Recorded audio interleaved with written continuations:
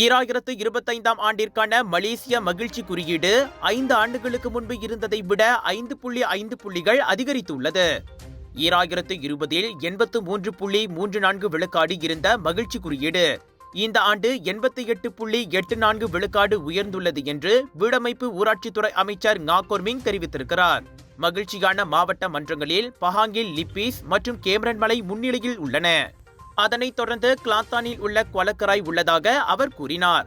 மேலும் கெடாவில் Bandar Baru, Negeri செம்பிலானில் குவலப்பிலா, பஹாங்கில் ஜெராந்தோட், Negeri செம்பிலானில் Jelebu மற்றும் சபாவில் துலுப்பின் ஆகிய மாவட்டங்களும் இந்த பட்டியலில் இடம்பெற்றுள்ளன.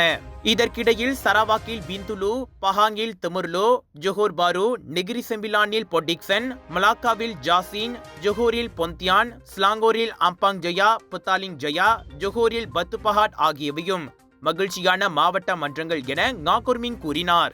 தேசிய மகிழ்ச்சி குறியீட்டில் 153 ஊராட்சி மன்றங்கள் பங்கேற்றதாகவும் 75 விழுக்காடு மகிழ்ச்சியான நிலையை அடைந்துள்ளதாகவும் 25 விழுக்காடு நகரங்கள் மிதமான மகிழ்ச்சியான நிலையை அடைந்துள்ளதாகவும் ngah தெரிவித்தார். இது மிகவும் இணக்கமான மற்றும் அனைவரையும் உள்ளடக்கிய ஒரு சமூகத்தை உருவாக்குவதற்கான எங்கள் முயற்சிகளில் நேர்மறையான முன்னேற்றத்தை காட்டுகிறது என்று இன்று தனது அமைச்சில் உலக மகிழ்ச்சி தின கொண்டாட்டத்தை தொடக்கி வைத்த போது ngah கூறினார். இந்த தேங்காய் எண்ணெய் சமையல்ல அப்படி என்ன ஸ்பெஷல் இருக்கு? கேரளாவிலிருந்து தயாரிக்கப்பட்ட ரேனாயூர் சமையல் தேங்காய் எண்ணெயில சமையல் செஞ்சு சாப்பிட்டா தரமாவும் இருக்கும், அறுசுவையாவும் இருக்கும்.